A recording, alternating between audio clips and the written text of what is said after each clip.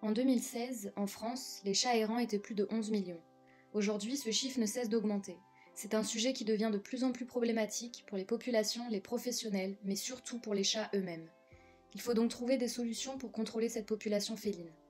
Vient alors la question de l'éthique animale. Jusqu'à où, nous, l'homme, pouvons-nous intervenir ? Est-il éthique d'intervenir dans la vie et la reproduction de ces chats via la stérilisation ? Tout d'abord, pour contrôler une population, il faut savoir la définir. Les chats errants, donc on appelle les errants, donc ces fameux chats qui sont en fait d'anciens chats domestiqués qui sont retournés à la vie sauvage, donc des chats arrêts, en fait ils émanent de l'homme en fait.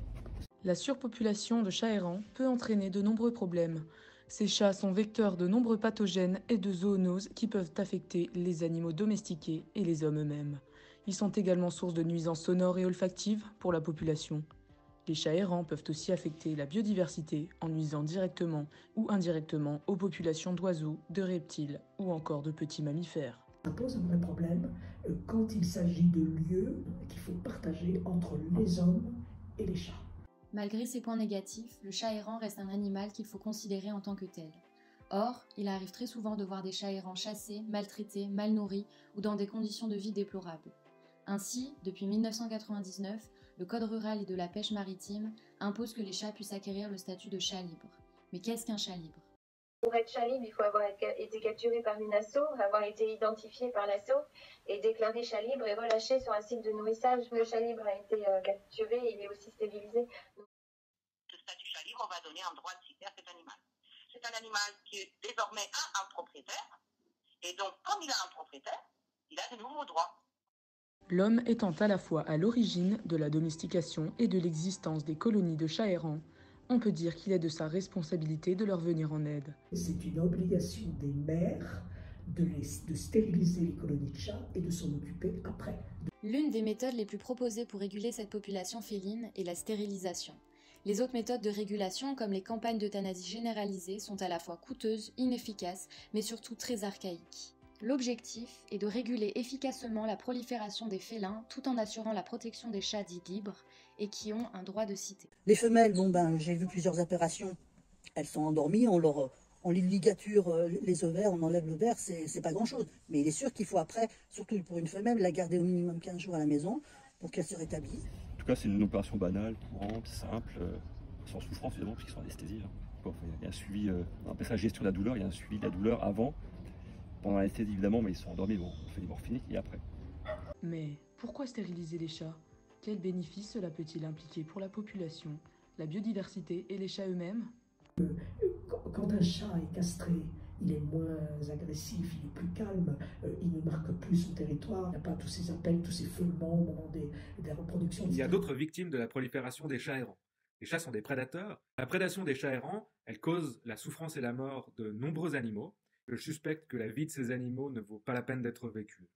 Leurs conditions de vie sont assez misérables, comme personne n'est là pour prendre soin d'eux. Ils ont des tas de maladies, ils sont positifs à la FIV, ils ont des coryzas, des problèmes d'oreilles, de pattes de dents, etc., etc. Et tout animal qui est stérilisé et identifié n'est pas susceptible d'être euthanasié, parce qu'il appartient à quelqu'un. C'est médical, mais c'est aussi bien-être. Les animaux stérilisés, ils vivent 20 ans. Les animaux non stérilisés, c'est moitié moins.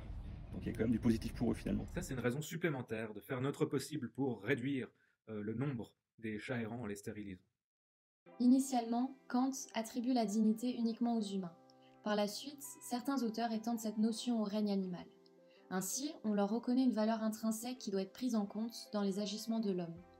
Les campagnes de stérilisation massive peuvent être questionnées d'un point de vue éthique. Comment respecter la dignité animale dans ce cas ? Est-ce vraiment leur venir en aide et est-ce vraiment une solution éthique que de contrôler leur population en pratiquant des interventions chirurgicales les empêchant de se reproduire ? Alors on pourrait objecter qu'il y a en face une raison de ne pas stériliser les chats errants, c'est qu'ils ont un intérêt à la reproduction. Alors peut-être que cet intérêt à se reproduire leur confère un droit à la reproduction, mais cette objection invite deux réponses. D'une part, leurs petits ont un intérêt à éviter une vie de misère. D'autre part, les proies de leurs petits ont un intérêt à échapper à la prédation. Et il y a fort à parier que ces deux raisons pèseraient davantage dans la balance que l'hypothétique intérêt des chats errants à se reproduire. Donc pour moi, il n'y a pas de problème d'éthique, c'est comme ça. On l'a fait venir nous, le chat, et maintenant il faut le gérer. On ne peut pas le laisser sauvage sans le stériliser, c'est pas possible. On n'a pas malheureusement le moyen de communiquer avec les animaux pour véritablement comprendre ce qu'eux ressentent. Je crois qu'il arrive un moment où il faut passer au-dessus de cette question, même si on se la pose. L'homme a été, par ses nombreux abandons, à l'origine des populations de chats errants. Malheureusement, on ne peut revenir en arrière. Il faut donc réussir à réguler la présence de ces félins tout en respectant leur bien-être. L'éthique animale étant un domaine de recherche où les avis divergent de façon importante, les opinions sur la stérilisation sont nombreuses. Celle-ci peut paraître brutale au premier abord, mais l'impact à l'échelle individuelle semble préférable aux souffrances habituelles et perpétuelles des chats errants. Malgré cet aspect chirurgical, les privant de leur intérêt à la reproduction, cette méthode apparaît comme la plus adaptée pour réguler leur nombre tout en permettant de leur assurer une meilleure vie, mais également en assurant la protection de la biodiversité environnante. Cependant, comme tous les sujets d'éthique animale reposant sur de multiples questionnements où il n'y a ni réponse ni règle idéale, la stérilisation reste à méditer plus en profondeur.